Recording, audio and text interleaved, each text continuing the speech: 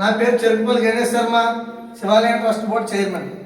అలాగే హిందుత్వం అంటే నేనే గుర్తొస్తాను, నేనే చెప్పుకోవాలి. ఎందుకంటే వైఎస్ఆర్సీపీ నాయకులు ఈరోజు నా మీద కొన్ని చెలోక్తులు వదిలేరు. గతంలో మంత్రి గారు కూడా నన్ను గుర్తించేంత కాలానికి చాలా సంతోషం. ఎందుకంటే ఆయనతో నేను కొంతకాలం ప్రయాణం చేశాను, అందరికీ తెలుసున్న విషయమే. ఈరోజు ఒక విషయం గురించి మనం మాట్లాడుకుంటున్నాం. మన ద్రాక్షారామంలో కపాలేశ్వర స్వామి యొక్క ఘటన జరిగినటువంటి విషయం. అసలు పెట్టారని బాధపడిపోతున్నారు వీళ్ళందరూ. అసలు పెట్టకపోతే బోల్ సబ్జెక్ట్ ఉన్న మనకి రోజుకొకరిని తీసుకొచ్చి ఏదో ఒకటి మాట్లాడితే బాగుండు, వీళ్ళు కంగారుగా పెట్టేశారు రా బాబు అని వాళ్ళు తల్ల పట్టుకున్నారు. ఇది అసలైన విషయం. వాళ్ళ బాధ ఏంటంటే లింగం పెట్టేస్తే సబ్జెక్ట్ క్లోజ్ అయిపోయింది, అందుకని బెట్టింగ్ చేశారు అని చెప్తున్నారు. తర్వాత ఈరోజు వాళ్ళు వదిలిన చెరోక్తి ఏంటంటే ముహూర్తాలు దాటించేశారు, సూర్యాస్తమం అయిపోయిన తర్వాత ప్రతిష్ఠ చేశారు, అసలు ఆగమం తెలియని వాళ్ళందరూ గుళ్ళోనే ఉన్నారండి. ఏమంటే ఒక్కసారి మీ నాయకులందరికీ ఒకసారి చెప్తున్నాను, మీరు గుళ్ళోకి వస్తే ఈరోజు ఎవరైతే ప్రతిష్ఠ చేయించారో వాళ్ళ చేత మీరు ఆశీర్వచనాలు చేయించుకుంటున్నారా లేదా చెప్పండి. మీరు గుళ్ళోకి వస్తే మీకు ఆశీర్వచనం చేసేది ఈ బ్రాహ్మణైనా కాదా? ఇప్పటివరకు దేవుడు అంటే భయం ఉందనుకున్నాడు, బ్రాహ్మణ అంటే భయము లేదు, భక్తి లేదు. బ్రాహ్మణ అంటే గౌరవం లేదు. ఎందుకంటే నేను ఒక సనాతనవాదిని, హిందూ ధర్మాన్ని కాపాడేవాడిని. నేను రాజకీయ పదవి తీసుకున్నా అది దేవాలయానికి సంబంధించిన పదవి మాత్రమే తీసుకున్నాను, అది మీరు గ్రహించాలి. ఎందుకంటే మీరు అదే గుళ్ళోకి వెళ్తారు, అదే బ్రాహ్మణతో పూజలు చేయించుకుంటారు, వాళ్ళని మీ ఇంటికి రప్పించుకుని పండగలు అయితే ఆశీర్వచనం చేసుకుంటారు, కానీ వాళ్ళకి ప్రతిష్టలు చేయించడం రాదని మీరు చెప్తున్నారు. ఇది ఎంత హాస్యాస్పదం అండి. ఒకసారి ఆలోచించండి విజ్ఞతతో. మనం ఒక విమర్శ చేసామంటే ముందర మనం ఏం చేస్తున్నామని ఆలోచించాలి. తర్వాత మీరు శాస్త్రానికి విరుద్ధంగా ప్రతిష్ఠ చేశారు బాబు అని తలను మొత్తేసుకుంటున్నారు. శాస్త్రానికి విరుద్ధంగా సూర్యాస్తమం అయిపోయింది, ఇప్పుడు శూన్యమాసము, మూఢము, అలాగే ఇప్పుడు పెళ్లిళ్ళు ఉండవు కదా, ఇప్పుడు ఎందుకు చేశారు ప్రతిష్ఠ? కంగారుగా ఎందుకు చేసేసారు? మాకు సబ్జెక్ట్ అంతా పోయింది అనుకుంటారు. ఒక్క విషయం మాత్రం మీరు అర్థం చేసుకోవాలి. మొన్న కూడా చెప్పాను, అక్కడ భీమేశ్వర స్వామి యొక్క ఆలయంలో ఉపాలయము, ఆయనకి దీపం పెట్టడానికి ఎవరు ఉండరు. అక్కడ దీపం పెట్టరు దేవుడికి, ఎవరు అభిషేకం చేయరు, రోజు ఎవరు మహానైవేద్యం కూడా పెట్టరు. మీరు ఇది గమనించాలి. దేవాలయం అంటే పంచప్రాణాలు ఉంటాయి. ఏంటంటే గోపురము, శివలింగము, అలాగే అందులో ఉండే అర్చకుడు, ప్రాకారము, ఇవన్నీ ఉంటేనే సంపూర్ణమైనటువంటి దేవాలయము అని పిలుస్తారు. దానికి ఒక రకమైనటువంటి ప్రతిష్ఠ ఉంటుంది, దీనికి ఒక రకమైనటువంటి ప్రతిష్ఠ ఉంది. ఇది అందరూ గమనించాలి, ఎందుకంటే శాస్త్ర విషయాలు చెప్తున్నాను. ఇప్పుడు దానికి ఎవరైనా వెళ్ళి ఆ లింగాన్ని ముట్టుకోవచ్చు. ఇప్పుడు ఏదైతే కపాలేశ్వర స్వామి లింగం ఉందో దాన్ని అందరూ ముట్టుకోవచ్చు. ఎవరికి తోచిన అరటిపండు వాళ్ళు పెట్టుకోవచ్చు, ఎవరైనా కొబ్బరికాయ కొడితే కొట్టచ్చు. దీనికి మహానైవేద్యం పెట్టరండి. దానికి ఎవరు పురోహితులు, పంతులు గారులు ఎవరు ఉండరండి. అది దేనికోసం అంటే ఆ శ్మశానానికి ఈయన అధిష్టాన దేవత, ఆయన పేరు కపాలేశ్వరుడు. కపాలం అంటే ఏంటంటే మానవ శరీరం కాలిపోయిన తర్వాత మిగిలినటువంటి బుర్ర ఏదైతే ఉందో ఆ బుర్రని పరమేశ్వరుడు కపాలమాలగా వేసుకున్నాడు, అది గ్రహించాలి. ఇప్పుడు ఆయన లేనప్పుడు ఆ శ్మశానంలో ఆయన అధిష్టాన దేవతగా పెట్టుకున్నప్పుడు, ఆయన లేనప్పుడు అక్కడ శవాన్ని కాల్చేటువంటి అధికారం మనకు ఎక్కడ వస్తుంది? మన మాజీ మంత్రి గారు కూడా చెప్పారు, ఏదో శవం లేచిపోతుందట, శవం కాలదట. శవం కాలకపోదండి, శవం కాలుతుంది. కానీ మనం ధర్మాన్ని ఆచరిస్తున్నాం కాబట్టి, ఆ శివలింగానికి ప్రతీతి ఉంది కాబట్టి ఇక్కడ దహనం చేస్తే ఆయన చూస్తూ ఉంటాడు, ఈయనకి మోక్షాన్ని కలిగిస్తాడని ఆ శివలింగం యొక్క ప్రతీతి అండి. అందుకని శివలింగ ప్రతిష్ఠ జరిగిందండి. అయ్యా, అలాగే మీకు ఇంకా చాలా విషయాలు చెప్పుకుంటే చాలా ఉంది. ఎందుకంటే మీరు ఇప్పుడు హాస్యాస్పదంగా దేవాలయాల గురించి, దేవాలయ యొక్క ఆస్తుల గురించి ఇప్పుడు మాట్లాడుతారు. గతంలో నేను ఇప్పుడు చైర్మన్ గా ఉన్నటువంటి బాలా త్రిపుర సుందరి సమేత అగస్తేశ్వర స్వామి వారి యొక్క ఆలయం భూమిని సీనరీ స్టోరేజ్ ప్లాంట్ కి భూమి బదలాయింపు పరిస్థితి వస్తున్నప్పుడు మీరు కౌన్సిల్లో తీర్మానం కోసం ఎన్ని ఆగచాట్లు పడ్డారు. మీ పక్కన ఒకరిని పెట్టుకుని అతను చెప్తే ఇక్కడ భూమి తీసుకుని అక్కడెక్కడో పామర్లో భూమి ఇస్తానని చెప్తే నా హిందూ సోదరులే, నా హిందూ బంధువులే నువ్వు చేసేది తప్పు అని చెప్పి మీరు అనుకున్న కార్యక్రమాన్ని నిలిపివేసినటువంటి ఘనత మాదండి. ఆ రోజు ఆ భూమి బదులైన పాపింది మా హిందూ సోదరులే. ఇప్పుడు మీరు హిందుత్వం గురించి మాట్లాడుతున్నారంటే ఇదేదో చాలా ఆలోచించవలసిన విషయం.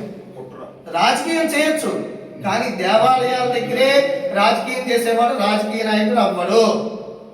దేవాలయాల దగ్గర రాజకీయం చేసేవాడు రాజకీయ నాయకుడు అవ్వడండి. దేవాలయాల్ని పరీక్షించేవాడే నాయకుడు అవుతాడు. దేవాలయాల్లో రాజకీయాలు మాట్లాడకూడదు. అందుకనే మా కూటమి ప్రభుత్వం వచ్చిన తర్వాత చంద్రబాబు నాయుడు గారు అలాగే బిఆర్కి నాయుడు గారు తిరుపతిలో కూడా ఎటువంటి ప్రెస్ మీట్లు కూడా రాజకీయంగా మాట్లాడద్దని చెప్పిన ఘనత మా కూటమి ప్రభుత్వాన్ని. ఒకసారి అర్థం చేసుకోండి హిందువులందరూ కూడా.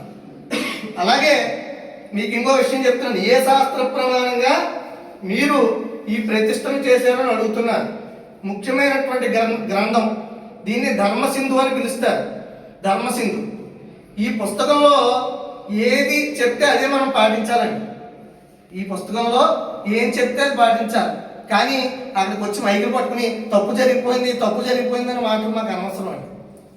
మీరు ఈ ధర్మసింధుల పుస్తకంలో 371 పేజీలో చూస్తే ఇలాంటి క్రతువులు జరిగినప్పుడు ఎవరైనా విగ్రహాన్ని ధ్వంసం చేసినా, ఎవరైనా మందుతో ఆయన్ని ముట్టుకున్నా, ఆయనకి దోషాలు జరిగినా, రజస్వల స్త్రీ ముట్టుకున్నా, అలాగే కొంతమంది ముట్టుకోకూడని వ్యక్తులు ముట్టుకుంటే బద్దలు కొడితే ఈ దోషాలన్నిటికీ తక్షణమే ప్రతిష్ట చెయ్యాలని ఈ ధర్మసింధులో 371లో ఉందండి. అయ్యా అందరూ కూడా ఒకసారి దీన్ని వివరంగా, మీకు తెలియదు కాదు, మీ వెనకాల స్క్రిప్ట్ రాసే కొంతమంది డైరెక్టర్లు ఉన్నారు. స్క్రిప్ట్ రాసి మీకు ఆ స్క్రిప్ట్ ఇస్తే మీరు చదువుతున్నారు అంతే. ఇప్పుడు వేదం గురించి మీరు మాట్లాడారంటే కొంచెం హాస్యాస్పదంగా ఉంది. కనుక దీన్ని మేము అనేక కష్టాలు అనుభవించి చదువుకుని ధర్మాన్ని రక్షించడం కోసమే మేము ఉన్నామండి. అయ్యా మీరు మా బాధ్యత కూడా మేము తీసుకోవడం పద్ధతిగా లేదు. కనుక ఇంకో విషయం చెప్పాలి. ఈ పునఃప్రతిష్టలో చెయ్యకపోతే అరిష్టమని కూడా రాసిందండి. ఎందుకంటే ఈ పునఃప్రతిష్ట అక్కడ కింద పానిపట్టు అమ్మవారు, పైన శివలింగం పరమేశ్వరుడు లేని అమ్మవారిని చూస్తే 1000 రౌరవాది నరకాలు పొందుతారని శాస్త్రం చెప్తాను. శివలింగం పెట్టాలా వద్దా? ఇప్పుడు మనకు ఒక దెబ్బ తగులుతుంది, ముందర మనం మందు రాసుకున్న తర్వాత మన గుద్దిన వాడి మీదకి మనం వెళ్ళాలి. ముందర మనం రాసుకోకుండా మనం రక్తం కారిపోతుంటే వాటితో దెబ్బలాడుకుంటే మనం పోతాం. అలాగే శాస్త్రాన్ని అనుసరించి మాత్రమే ఆ రోజు కార్యక్రమం చేయడం జరిగింది. ఇంకో విషయం చెప్పాను, మీరు 5:40 ఆ యొక్క శివలింగం ప్రతిష్ఠ పెట్టారు. 5:29 సూర్యాస్తమం అయిపోయిన తర్వాత ప్రతిష్ఠ చేశారని చెప్తున్నారు. ఈరోజు ఆయన మన మాజీ మంత్రి గారు ఇన్స్టాగ్రామ్లో నన్ను ట్రోల్ చేస్తూ పెట్టుకున్నారు. చాలా సంతోషం, ఎప్పటికైనా మీరు నన్ను గుర్తించారని నేను చాలా సంతోషిస్తున్నాను. ఒకసారి మీరు వాళ్ళు చూపించిన పంచాంగం ఇదండి, బుట్టేవారి పంచాంగం. దీంట్లో మొన్న 30వ తారీఖు డిసెంబర్ 30వ తారీఖు మనం చూస్తే వాళ్ళు చూపించిన విధంగా 5:29 సూర్యాస్తమం అయిపోయిందండి. వాళ్ళు చూపించిన ప్రకారం అంటే వాళ్ళు ఈ పంచాంగాన్ని అనుసరించారు. మరి ఇది కూడా పంచాంగం అండి, ఇది 2వ పంచాంగం. అంటే ఇలాంటి పంచాంగాలు మన ఆంధ్రప్రదేశ్లో 15-20 పంచాంగాలు ఉన్నాయండి. ఈయన ఎన్నింటికి రాశారో కూడా చూద్దాం. మరి ఈయన అదే డిసెంబర్ నెలలో 30వ తారీఖు సూర్యాస్తమనం 5:32 రాశారండి. 5:30. మీరు చెప్పిన దానికి ఈ 2 పంచాంగాలకే 3 నిమిషాలు, ఈ 2 పంచాంగాలకే 3 నిమిషాలు డిఫరెన్స్ వస్తే మీరు ఏమైనా సూర్యమండలానికి వెళ్ళి చూసి వచ్చారండి? ప్రతి ముహూర్తానికి 12 నిమిషాలు లిప్తకాలం ఉంటుందండి. ఆ లిప్తకాలంలో మనం ప్రతిష్ఠ చేసాం. ఈ గ్రంథం ఏం చెప్తోందంటే శూన్యమాసాలు, మూడాలు, సూర్యోదయం, సూర్యాస్తమనం కూడా మీరు ప్రజల్లో పెట్టుకోక్కర్లేదు. సూర్యాస్తమనం అయినా సరే ఈ శివలింగ ప్రతిష్ఠ చెయ్యాలి అని చెప్పింది. గ్రంథం ఆధారంగా చేస్తున్నాను. ఇంకో విషయం, మనం అందరం కూడా మహాశివరాత్రి ఎప్పుడు చేసుకుంటామండి? లింగోత్సవం ఎప్పుడు అవుతుందండి? రాత్రి 12ంటికి అవుతుందండి. అండ్ శివుడు పొద్దున్న ఉదయించాడా? రాత్రి 12 గంటలకు ఉద్భవించాడు. ఇప్పుడు శూన్యమాసాలు మూడవని చెప్తున్నారు. ఓన్లీ ఆంధ్రప్రదేశ్ వాళ్ళకే, పక్కన తమిళనాడు వాడు పెళ్లిళ్ళు చేసుకుంటున్నారండి. ఇప్పుడు శివుడు అంతటికీ ఒకడే, విశ్వవ్యాప్తుడే. ఇక్కడ ధర్మం ఏదైతే ఉందో ఆ ధర్మాన్నే మనం పాటించాలి. అదే పాటించాం. ఏమంటే ఇది కూడా మేము నమ్మము అని మీరు అంటే కనుక మేము ఎవరితోనైనా చర్చకు సిద్ధం. మీకు ఎవరైనా దమ్ము ఉంటే వెనకాల నుండి స్క్రిప్టులు రాయడం కాదు, మీకు దమ్ము ఉంటే బల్ల గుర్తు చెప్తున్నా నేను చర్చకు సిద్ధం. మీరు ఎవరైనా రావచ్చు, అది మేము ఖచ్చితంగా ధర్మం ప్రకారమే ప్రతిష్ఠ చేశాము అని చెప్తూ మీకు ఇంకొక విషయం, గత ప్రభుత్వంలో అన్నవరం దేవస్థానంలో అక్కడ పురోహితుల్ని మీరు అది ఒక వేలంపాట పెట్టిన ఘనత ఈ ప్రభుత్వానిదే. అంటే ఇక్కడ పండితులంటే గౌరవం లేదు. మీరు ఈ రాజకీయం చేద్దాం అనుకున్నారంటే ఈ గుడి మీద రాజకీయం చేశారంటే మీకు ఏ సబ్జెక్టు లేదని అర్థం.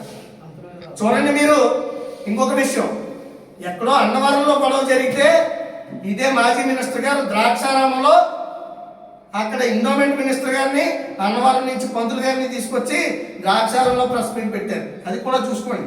ఆ విషయాన్ని కూడా ఆపినటువంటి ఘనత మా కూటమి ప్రభుత్వాన్ని. పురోహితుల వేలంపాటు ఏంటండి? ఇటువంటి నిర్ణయాలు తీసుకుని ఇప్పుడు మేము హిందుత్వవాదులు దేవాలయాలు రక్షించేస్తామంటే ఎవరైనా నమ్ముతారా? కనుక మీరందరూ కూడా విజ్ఞతతో ఆలోచించి ఎప్పటికైనా మా సవాల్ని మీకు ఎవరైనా ఉంటే తీసుకురండి. మేము శాస్త్రబద్ధంగానే ప్రతిష్ఠ చేశాము. మీరు మా మీద ఎన్ని ట్రోల్స్ చేసుకున్నా పర్లేదు, ఏం చేసినా పర్లేదు. మేము ఈ 2 పంచాంగాలు వ్యత్యాసం ఉన్నప్పుడు ముహూర్త కాలాన్ని సూర్యాస్తమనం అయిపోయిందని మీరు ఏ విధంగా నిర్ణయిస్తారో మేము 5 గంటల 15 నిమిషాలకని చెప్పాం, మీరు నమ్మట్లేదు. ఈ 2 పంచాంగాలకి వ్యత్యాసం ఉంటే ఇలాంటివి 30 పంచాంగాలు ఉన్నాయి ఆంధ్రప్రదేశ్లో. ఏ పంచాంగాన్ని తీసుకుని లేదా మీరు సూర్యమండలం వెళ్ళి చూసి రావాలి. కనుక మీ అందరికీ విజ్ఞతతో నమస్కరించి దయచేసి ఆ భీమేశ్వరుడి యొక్క చరిత్రను, ఆ దేవాలయం ప్రతిష్టను దయచేసి భగ్నం చేయొద్దని, స్వామివారి యొక్క ప్రతిష్ట పరువుల్ని రోడ్డు మీదకి లాగొద్దని ఒక హిందువుగా మీ అందరికీ కూడా సవినీయంగా నమస్కారాలు తెలియజేస్తున్నాను.